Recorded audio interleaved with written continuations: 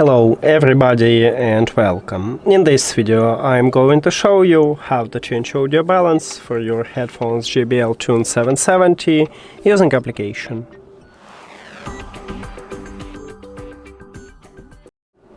You have to start by open JBL Headphones app. Of course your headphones should be connected with the application, then it will open for you the headphones menu, and you need to scroll down. Firstly we need to enable, right here we have sound balance, so firstly we need to enable it. Now if you have the problem with the right ear cup, you just move this dot to the right, but you need to find a good balance, so you need to move it and test it. You increase the volume for the right ear cup, but lower it for the left. If you use 100% on your right ear cup, you will totally mute sound for your left ear cup. If you have the problem with the left ear cup, we cannot. Okay, so you just move this dot to the left. We just increase the volume for the left ear cup, but lower it for the right. The same, you need to find a good balance, and the same if you use 100% on your left ear cup, you will totally mute sound for your right ear cup.